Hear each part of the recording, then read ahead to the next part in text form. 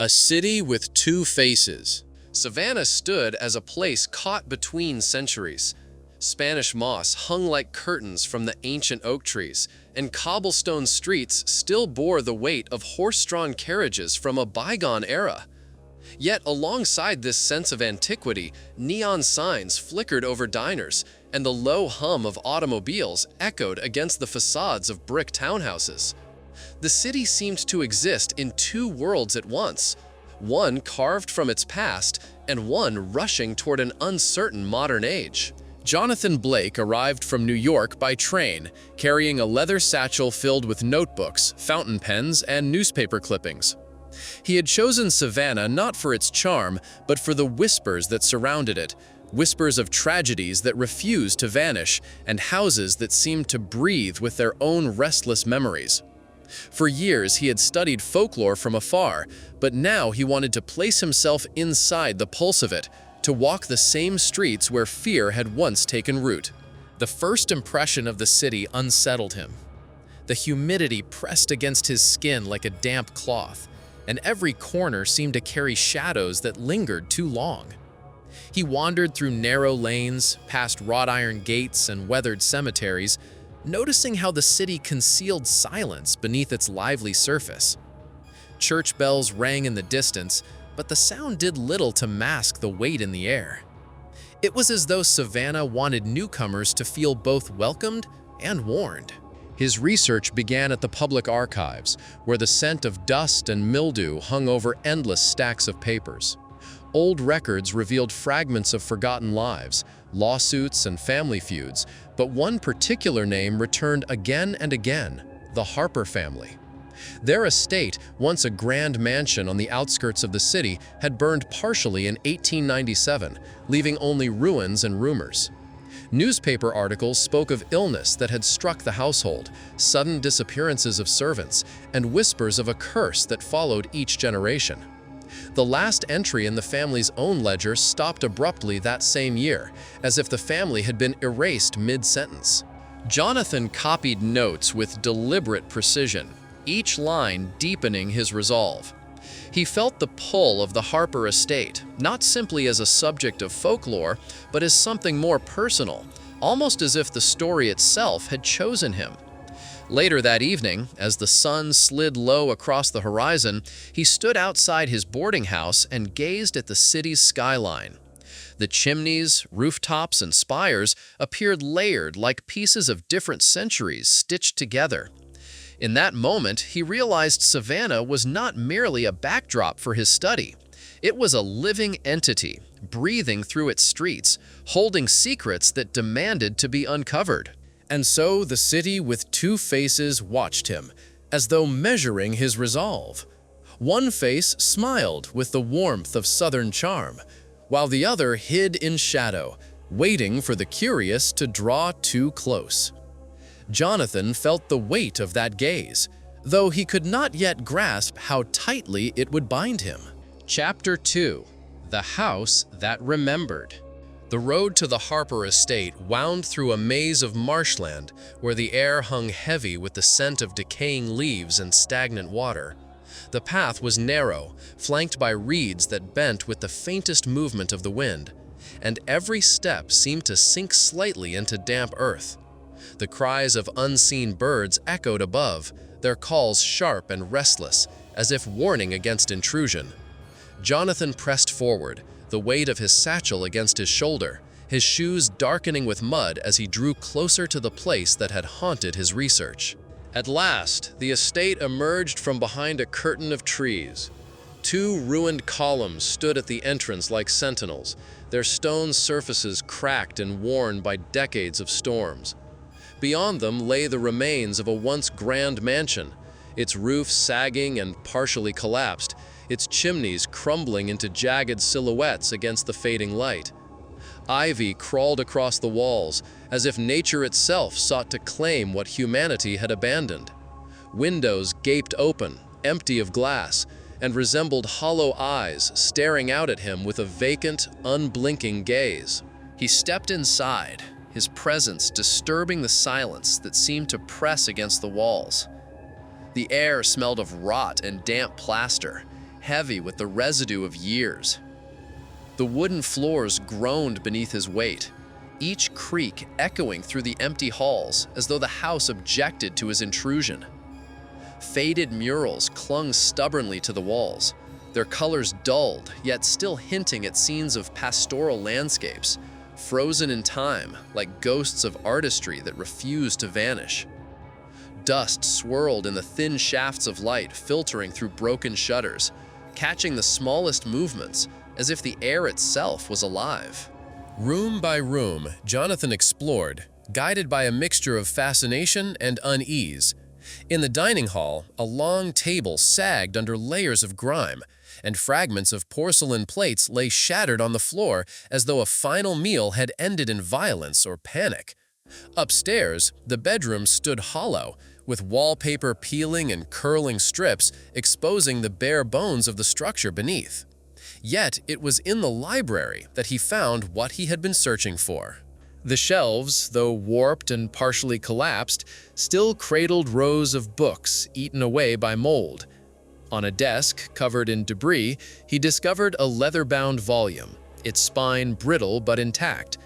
It was a family record, filled with neat entries written in fading ink. Births, marriages, and deaths traced the lives of the Harpers across decades, yet the writing ended abruptly in 1897. The final page bore no conclusion, only a half-finished line, as if the hand that held the pen had been forced to abandon it mid-thought. The silence of the house seemed to deepen as he closed the book, the unfinished words echoing louder than any conclusion could have. That evening, as the light outside dimmed to dusk, Jonathan prepared to leave. He stepped back into the main hall, only to hear the distinct sound of footsteps above him. They were measured and deliberate, pressing against the old floorboards with the weight of someone moving from one room to another.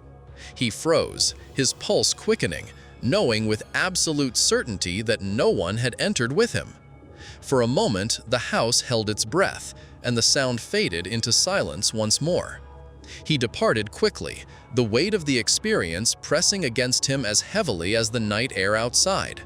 As he turned back for one last glance, the mansion stood solemnly in the distance, framed by the rising mist of the marshes. It did not appear as mere ruins anymore, but as a living presence, a structure that had absorbed the stories of those who once inhabited it and refused to release them. Jonathan understood then that the Harper estate was not just a decaying shell of brick and wood. It was a place that remembered, a place where the past still lingered in shadow, waiting for anyone bold enough or foolish enough to listen. Chapter 3: Voices Beneath the Earth. Back in Savannah, Jonathan met with Professor Williams, a retired archaeologist with a deep knowledge of the city's hidden past. The professor spread a yellowed map across the table, tracing the labyrinth of old catacombs that ran beneath the streets. These tunnels had been carved during the Civil War as secret passages and shelters, later repurposed during Prohibition for smuggling liquor. The lines on the map twisted like veins through the city, a hidden underworld beneath the bustling streets above. Williams spoke of rumors passed down through generations, of whispers and cries that lingered long after the living had left, of shadows that never fully disappeared. Determined to see the tunnels for himself, Jonathan prepared a small pack with a lantern, ropes, and a notebook. At the entrance, a narrow iron gate creaked as it swung open, revealing a descent into darkness that smelled of damp earth and ancient decay. The stone steps were slick, worn smooth by countless feet, some of them long vanished. As he reached the bottom, the air grew cooler and heavier, carrying a faint metallic tang that set his nerves on edge. The echoes of his movements bounced unpredictably off the walls, creating the illusion that someone, or something, was following him. The corridors twisted sharply, some branching into dead ends, others opening into larger chambers where faint drafts whispered through cracks in the stone. Scattered remnants of human activity lay forgotten, fragments of pottery, rusted nails, and faint soot stains hinting at fires long extinguished. On the walls, strange symbols had been etched deeply into the stone. Some resembled letters or numbers, others abstract shapes, patterns that seemed to pulse in the flickering light of his lantern. Each mark suggested a story, a warning, or perhaps a prayer left behind by those who had once sought refuge in the tunnels. Deeper into the catacombs, Jonathan's footsteps slowed as a faint murmur reached his ears. It was almost imperceptible at first, like distant wind through a shaft. But gradually, it took the form of indistinct voices, overlapping whispers that seemed to rise and fall with a rhythm of their own. He paused, listening, and the echoes of his own heartbeat filled the cavern. Shadows lengthened and danced along the walls, thrown by the small light of his lantern. In a narrower tunnel, he glimpsed a figure at the far end, a silhouette that appeared solid for a brief moment before dissolving into the darkness. His instincts told him it had not moved. The shifting shadows alone had created the shape, yet the impression of presence lingered heavily in the air. Jonathan pressed on cautiously, marking his path to avoid losing his way. The further he descended, the more oppressive the atmosphere became, as though the walls themselves bore witness to the countless lives that had passed through or perished here. At one chamber, he noticed the remnants of a makeshift fire ring, blackened stones arranged in a circle, and smudges of soot extending up the walls. The air smelled faintly of smoke and earth, a scent carried from decades or even centuries ago. He ran his fingers over the etched symbols again, feeling the grooves carved by hands long gone, a tactile connection to history that sent a shiver down his spine.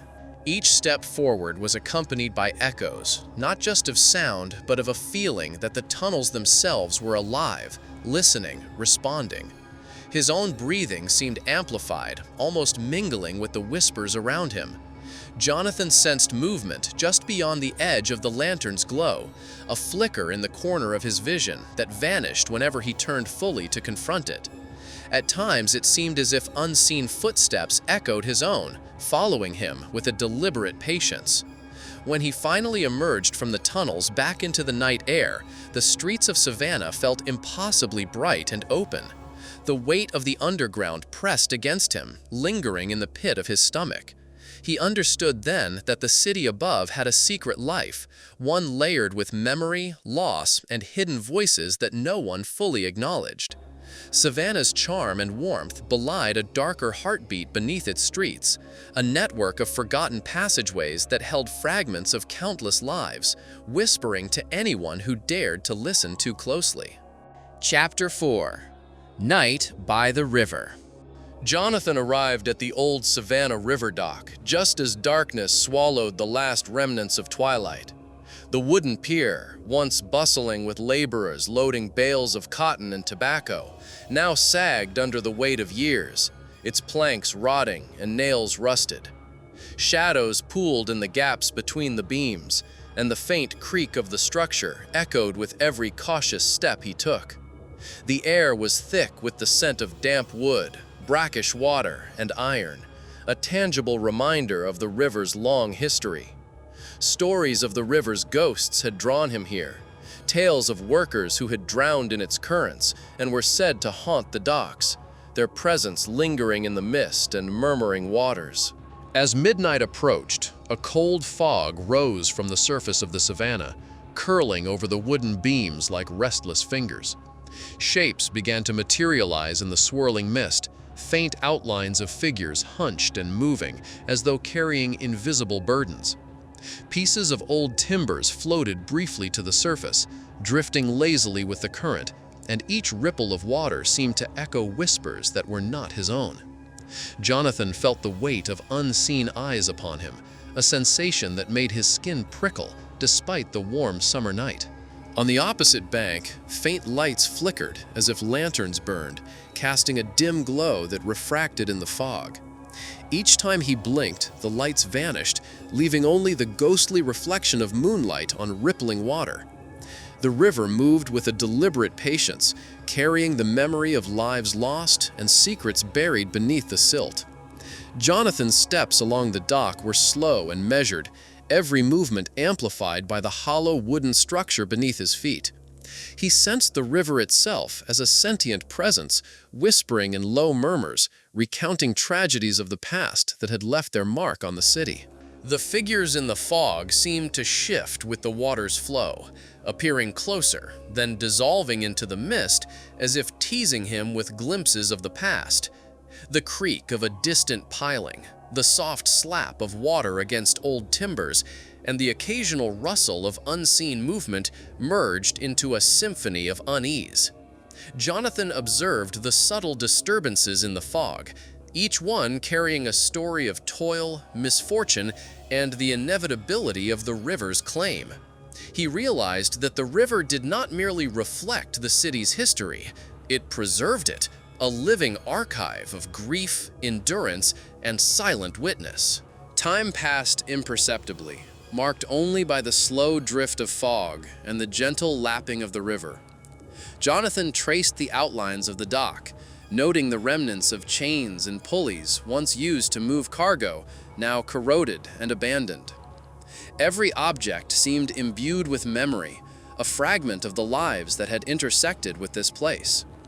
The air grew colder, carrying the scent of wet earth and decay, a constant reminder of mortality and the fleeting nature of human effort against the permanence of the river. By the time Jonathan stepped back from the edge of the water, the fog had begun to thin, and the shapes dissolved into the night. The lights on the far bank had vanished entirely, leaving only the reflection of stars in the dark current. Yet the sensation of presence lingered, etched into his mind with a weight he could not shake. The Savannah had told its stories, not through voices or apparitions alone, but through the oppressive awareness of memory held in wood, water, and mist. Jonathan understood that the river's legends were not mere folklore. They were the city's way of preserving its sorrows, reminding anyone who ventured close that the past could never be fully escaped. Chapter 5. The City's Shadow. As Jonathan spent more time in Savannah, an unsettling shift began to take hold within him. His dreams grew darker and more insistent, replaying images of the Harper estate, its windows aglow with flickering candlelight despite the decay outside. From these luminous windows came the faint, persistent sound of a child's cry, echoing through the corridors of his mind even after he awoke. Walking the streets at night, he felt the weight of invisible footsteps behind him, shadows stretching and twisting along narrow alleyways as if the city itself were breathing and moving in concert with him. In the dim light of the city archives, he discovered an old testimony written by a woman recounting the curse said to haunt the Harper family. According to her account, anyone who approached the estate would find themselves drawn into the family's fate, losing fragments of their own identity as the house's history pressed into their consciousness. Jonathan pored over the documents, the musty scent of aged paper and ink mingling with the humid air, each page tightening the connection between past and present. He began to feel the pull of the estate in subtle ways, thoughts he could not explain, compulsions to revisit certain streets, and an almost imperceptible dread of what he might find if he lingered too long. The streets themselves seemed transformed by this invisible influence. Familiar landmarks shifted when he looked away. Shadows deepened in places that had been bright, and the hum of the city became laden with a silent weight. As he retraced steps along cobblestone alleys and empty squares, Jonathan realized that the city was no longer a mere backdrop. It had become an active presence, entwining his own life with its own long-buried history. His mind wove patterns between the Harper estate, the underground catacombs, and the river, as if the city insisted on revealing the hidden connections that bound them together. With every passing night, the feeling of being observed intensified. Window shutters rattled despite closed streets. The wind seemed to carry murmurs that stopped when he listened closely, and reflections and puddles hinted at shapes that vanished when approached. Jonathan understood that Savannah itself had become a labyrinth not only of streets, but of memory, each corner and shadow pressing in on him, reshaping his perceptions, and blurring the line between observer and participant. The city's shadow was no longer just metaphorical. It had seeped into his consciousness, compelling him to confront the intertwining of its tragedies with his own journey. By the end of the week, Jonathan felt an irreversible tether to the city. He moved through Savannah with cautious awareness, noting how even the sunlight seemed muted, how familiar sounds carried a strange resonance, and how every step brought him closer to a truth he could neither fully see nor resist. He realized that the Harper family's curse, the voices beneath the streets, and the river's whispered histories were not isolated phenomena. They were threads woven into the fabric of the city itself, and Jonathan had become entangled, his sense of self gradually merging with the sprawling, haunted tapestry of Savannah. Chapter 6. The Silence That Remained. On the final night, Jonathan returned to the Harper estate, drawn by a force he could no longer resist. The moon hung low and luminous above the mansion, casting a pale light that transformed the crumbling walls into a vision of their former grandeur, as if time itself had reversed and restored the house to the era of its earliest occupants. The air was thick with the scent of damp earth and decayed wood, yet a strange clarity seemed to pervade the surroundings, as if the estate were aware of his presence and had been waiting. He ascended the main staircase, each step echoing through the vast emptiness, resonating with the memory of those who had walked these halls long before him. At the top, he discovered the children's room, its air heavy and charged with something indefinable. The walls bore the marks of tiny handprints, fresh and glistening, though no living child had touched them. The room felt alive, vibrating with echoes of laughter and cries that had been trapped within its timbers for generations. Every shadow seemed to stretch toward him, beckoning him further into the past. Jonathan approached the mirror standing against the far wall, and the reflection that met him was not his own. Instead, the glass revealed the face of a man from the 19th century, his features contorted by grief and torment, eyes hollow yet piercing. The realization struck Jonathan with a force that left him breathless. He was no longer merely an observer of history. He had become a part of it. The estate had claimed him, folding him into its eternal narrative as it had claimed countless others before him.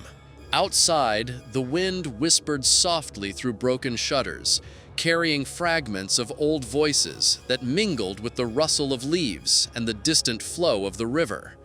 Jonathan felt his consciousness dissolve into the estate's fabric, his own identity blurring against the dense tapestry of memory and sorrow that the mansion preserved.